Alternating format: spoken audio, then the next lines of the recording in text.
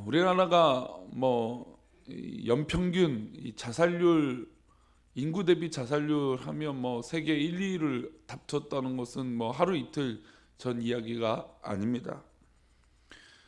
그리고 또한 요즘도 아니죠. 이제 수년 전부터는 소위 이게 우울증, 예전같이 스타들의 그 배우나 아니면 연예인들이 그렇게 유명한 연예인에도 불구하고 자살을 하는 경우, 어떤 이런 심각한 사회적 문제들이 이 자살률이나 어떤 그런 우울증, 이런 것을 볼 때 많은 문제가 있다는 것을 단면적으로 보여주고 있습니다. 왜 그런 일들이 일어날까라고 하는 것은 분명히 어떤 소통과 대화의 통로가 있으면 되는데, 그런 통로를 찾지 못하고 또 손을 내밀어 주지 못하는 이런 악순환이 사회적 고립을 만들고, 이 고립돼 있던 사람들이 극단적인 선택들을 하게 되는 것을 볼 수 있습니다. 만약에 이 극한 상황에 누구 한 명이라도 자신의 마음을 다 토로할 수 있고, 또 그런 나의 마음을 이해하고 위로해 줄 수 있는, 그리고 나를 응원해 줄 수 있는 그 한 사람을 만날 수 있다면 아마 극단적인 선택은 하지 않을 수 있을 거라 생각이 됩니다. 그런데 요즘 보면 참으로 이 대화가 단절된 시대라고 생각이 듭니다. 카페나 어딜 가다 보면 누구랑 대화하기보다는 그냥 혼자 음악을 듣는다거나 혼자 공부를 한다거나 혼자 벽을 보고 앉아서 귀에는 이어폰을 꽂고 그냥 책을 들여다보고 차를 마시는 경우들을 보게 됩니다. 그래서 가끔 제가 손님을 만나서 이 대화하고 어떤 이야기를 하려고 카페를 가면 대화하는 게 저희들밖에 없는 거예요. 나머지는 다 조용히 있어요. 그래서 이게 원래 카페 가면은 대화하는 공간이기도 하고 이렇게 만나는 공간이니까 이야기하는데 이렇게 어려움이 없을 텐데 괜히 조용히 얘기하게 되고 왠지 민폐를 끼치는 것 같아서 이게 두리번거릴 때가 있습니다. 그리고 요즘은 이제 그 혼밥 시대라고 해서 이제 혼자 밥 먹는 식당 자리도 많이 생기죠, 그렇죠? 그리고 조금만 넓은 매장만 가더라도 이 창가에 혼자 앉도록 이렇게 자리를 만들어 놓는 것을 보게 됩니다. 내부 안쪽에도 혼자 앉는 자리도 많이 만들어 놓죠. 그만큼 서로 뭐가 줄어들었다는 걸까요? 대화가 줄어들었다는 것이죠. 자신의 속마음을 나누고 또 이 관계 형성하는 게 이전보다는 확연히 줄어들었다는 것입니다. 물론 개인적인 시대고 혼자만의 어떤 그런 영역이 있다라고 하는 그런 시대적 문화와 반영이 있을 수도 있겠지만, 그러나 우리 한국 사회가 전통적으로 가졌던, 또 우리가 인간이 인간과 함께 살아가는 이 공동체를 형성하는 이 관계, 이것들이 무너졌을 때 주는 악영향, 좋지 않는 영향들이 분명히 있다라는 것입니다. 오늘 우리가 읽은 본문에도 욥에게는 너무나 어려운 이 환경들이 닥쳐왔다는 것을 알고 있습니다. 욥이 큰 어려움을 겪고 있었습니다. 이 어려움이 왔던 이유를 이 욥은 알 수 없었던 것이죠. 하늘에서 하나님과 사탄이 나눈, 이 마귀가 나눈 이야기를 욥이 알 리가 없겠죠. 한순간에 모든 것이 사라진 욥은 절망하고 낙심 가운데 있었습니다. 그리고 그를 찾아온 이 친구들은 회개를 촉구하죠. 네가 죄졌기 때문에 이런 결과가 얻은 거야.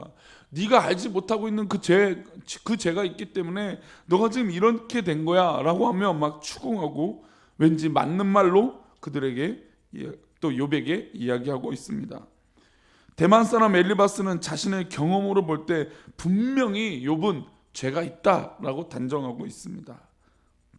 욥이 그 말을 듣고 가만히 있지 않았습니다. 이제 욥의 반응이 바로 6장에 나오는 건데요. 우리 10절 말씀을 다시 한번 읽어보겠습니다. 10절입니다.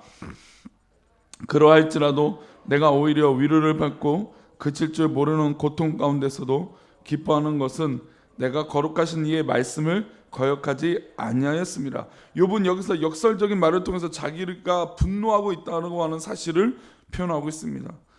여기서 기뻐하는 것은 라고 하는 이 히브리 원어를 보면 정말 기뻐한다는 말은 아닙니다. 내가 너의 말을 듣고 보니 오히려 내가 확신이 드는 것이 있는데, 나는 하나님의 말을 단 한 번도 거역한 적이 없다. 내가 나를 정죄하는 말을 듣고 생각해 보니까 내 인생의 하나님을 떠나서 이렇게 벌받을 만한 짓을 한 적이 단 한 번도 없다. 이런 강조의 말을 표현을 하고 있는 것입니다. 오히려 욥의 생각이 또 의로움이 자신의 어떤 그런 살아왔던 이 모습들이 더 강화가 된 것이죠. 그리고 이어서 20절, 23절 이렇게 얘기합니다. 우리 20절, 22절, 23절입니다. 22절, 23절 있습니다. 시작.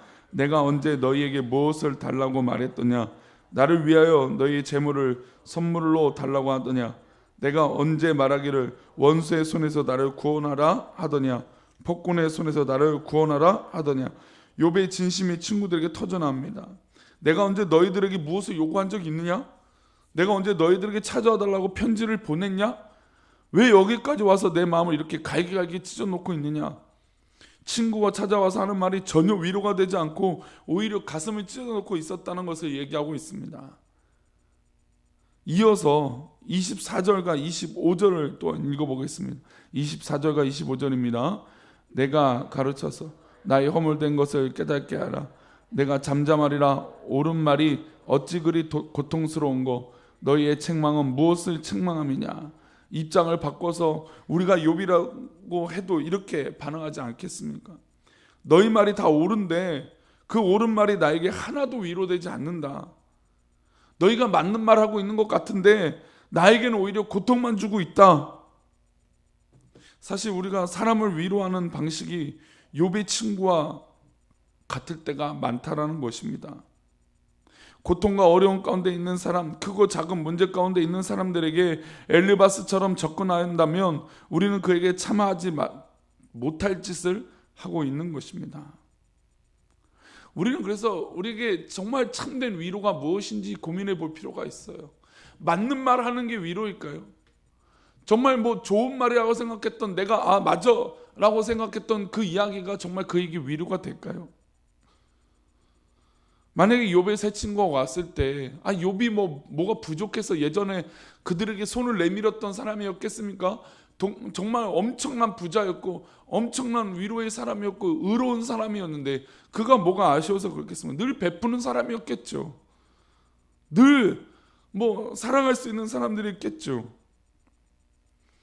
그런 욥이 이런 어려움을 당하고 있는데 맞다고 생각하는 자신의 경험을 비추어서 이야기한 것이 욥에게 전혀 위로가 되지 않는다는 것이죠. 그래서 어려움 당하고 있는 성도들을 보면 정말 우리가 어떻게 그들에게 마음으로 품고 어떻게 해야 될지라고 하는 고민이 좀 필요합니다. 그리고 더불어 그들을 위해서 그 고통받고 고난받고 있는 이 성도들을 위해서 우리는 무엇보다도 기도해야 될 줄 믿습니다. 정말 기도해 줘야 돼요. 그리고 그 기도 가운데 그 마음을 한껏 헤아릴 수 있는 우리의 넉넉한 그릇이 되어져야 돼요. 우리의 경험을 비춰봤을 때 저 어려움 겪고 있는 성도 그래 그럼 내가 저렇게 말하면 돼. 저 어려움을 겪고 있는 성도 내가 맞아 저렇게 했던 기억이 나. 그리고 그 얘기 그럼 그 얘기가 오히려 그 사람에게 가시가 되고 또 어려움이 되고 불편함이 될 때가 됐다는 것이죠. 그래서 사실은 아마 20년 30년 전보다 지금 우리 현대를 살아가고 있는 성도들을 또 인간관계가 굉장히 어려워요. 옛날에는 진짜 별거 아니었는데 요즘은 뭐가 말만 해도 상처를 받았다고 말만 하면 오해가 생기고 말만 하면 괴롭다라고 얘기하니까 참으로 어려워요. 이상하지 않아요? 더 풍요로운 시대가 됐고 더 먹을 것이 많은 시대가 됐는데 오히려 마음의 상처는 더 커졌다는 것이죠. 왜 그럴까요? 첫 번째는 참된 위로를 하지 못하기 때문이고 두 번째는 나의 기준이 그들에게도 똑같이 적용이 되기 때문이에요. 나의 기준이 어떻게 모든 사람에게 적용이 되겠습니까? 그 사람 입장에서 그 사람 마음을 헤아릴 수 있는 믿음의 역량이 우리 가운데 필요하다는 것입니다. 예수님은 욥의 친구들처럼 하지 않으셨어요. 예수님의 별명이 포도주를 즐기고 먹기를 탐하는 세리와 죄인의 친구라고 하는 이야기들을 바리새인들이 했습니다. 아이고 저 예수는 포도주를 즐기고 먹기를 탐하고 세리와 죄인의 친구들이다 라고 하는 이야기들이 있었어요. 세리와 죄인은 세리와 창기를 말하는 것이죠. 세리들이나 창기들 친구가 있을 리가 없죠. 그들끼리 어울렸습니다. 아무도 그들을 사람 취급하지 않았죠. 그들을 위로하지 않았습니다. 그들과 대화하지 않았어요. 하지만 예수님께서는 그들과 함께 무엇도 하셨습니까? 집에 방문도 하시고 식사도 같이 하시고 친구가 되어주시고 그들에게 복음을 전해주셨습니다. 바리새인들이 볼 때는 도대체 무슨 생각으로 저 예수가 저러고 있는가라고 이해가 되지 않았을 것입니다. 우리가 잘 알다시피 예수님이 십자가를 향하여 달려가시는 그 여리고성에 입성하시는 지나가는 예루살렘을 향하여 걸어가기 전에 여리고성을 지나갈 때 누구의 집에 유하셨습니까? 세리인 삭개오의 집에 유하셨습니다. 그를 보시고 예수님이 삭개오를 보고 너 죄인이야, 너 죄가 많어 라고 죄부터 이야기하지 않으셨어요. 함께 식사해 주시고 함께 교제해 주셨습니다. 그분이 바로 우리 예수님이세요. 또한 그 사랑을 받은 사람이 다른 사람도 아니고 누구일까요? 바로 내가 그 사랑을 받지 않았습니까? 내가 그 사랑을 받은 거예요. 내가 다른 곳에 있지 않냐고 그 예수의 사랑을 내가 받은 거예요. 나도 그렇게 위로받은 사람이에요. 사람의 마음을 어루만지고 이해해 주신다고 다가가시는 그 예수님, 우리의 기도를 들어주시고 우리의 중보자 되어주신 우리 예수님, 또한 우리의 상한 마음을 내려놓고 우리의 인생의 문제를 토로할 수 있는 그 예수님, 그 예수님을 만났기 때문에 치유가 시작되는 거예요. 그렇다면 우리 주변에 상처받고 어려움 당하고 있는 성도들, 또 사람들에게 가장 먼저 소개해줘야 될 이름은 바로 예수 그리스도인 줄 믿습니다. 거기서부터 치유가 일어나요. 만약에 엘리바스가 욥에게 나타나와서 위로를 정말 하고 싶다면 그의 손을 꼭 붙들고 눈물을 흘리는 것뿐만 아니라 가만히 기도하는 것이었을 거예요. 하나님의 뜻이 무엇인지, 하나님의 계획이 무엇인지 묻는 것이에요. 그러나 내가 알고 있는 그 사실 하나로 그 욥을 정죄하고 올가매고 그를 비난했을 때 사실은 이 기아장으로 자기 몸을 긁는 것보다 더 어려운 고난이 이 욥에게 있지 않았겠습니까?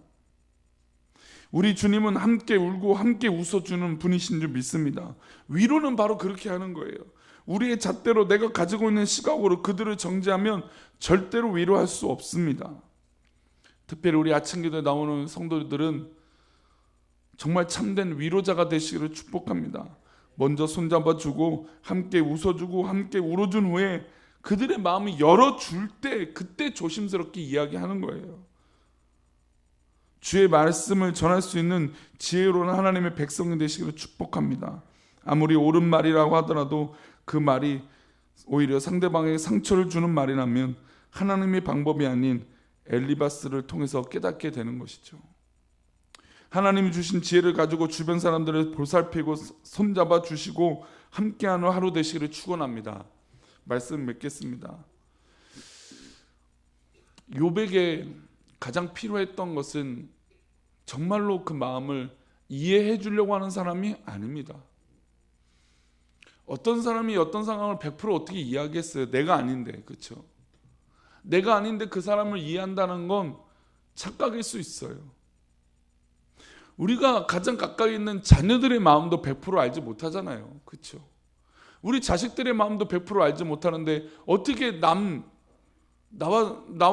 조금 한 다리가 건너 있는 사람의 마음을 어떻게 100% 다 알겠습니까? 그렇다면 우리는 그저 기다리는 거예요. 그가 새 힘을 얻을 수 있도록 기다려주고 그리고 묵묵히 기도해 주는 거예요. 그 마음이 열릴 때까지, 그리고 그 마음이 혼자 모든 것을 다 토로할 때까지 기다리고 있는 것이에요. 그저 우리는 그 옆에만 가만히 머물러 있으면 바로 그 마음의 속마음을 얘기할 거예요. 요즘 옛날부터 그렇죠. 우리의 모든 문제 해결은 들어주는 데 있다는 것을 얘기하지 않습니까? 들어주면 그 사람의 마음을 위로할 수 있게 되는 것이죠. 그러나 듣기도 전부터 그냥 모든 걸 쏟아붓는 거예요. 내가 이렇게 했어. 또 가끔 이제 신앙인들이 그런 착각해요. 내가 막 신령한 기도를 해서 내가 다 알아. 내가 기도했던 님 다 알아. 기도하면 할수록 내가 위로하는 게 아니라 우리 주님께서 위로하는 것인 줄 믿습니다. 그러는 거예요. 우리에겐 참된 위로는 바로 주님의 위로예요.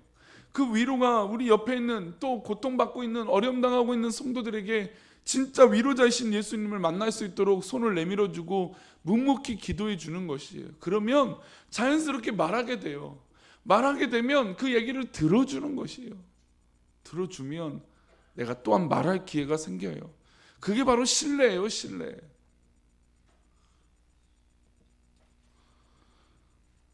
많은 이제 목회자 얘기를 하면 좀 쉽게 접근할 것 같아서 목회자 얘기를 하겠습니다. 많은 목회자들이 부임을 하거나 아니면 또 뭐 사역지를 옮기게 되었을 때 가장 많이 착각하는 게 바로 이거예요. 내가 해왔던 사역들, 내가 경험했던 모든 것들이 그냥 다음에 사역했을 때 그 교회도 똑같다라고 생각을 하죠. 그리고 이전에는 그렇게 했다라고 이야기를 해줍니다. 목사니까 그렇죠. 근데 그것이 착각이라는 거예요.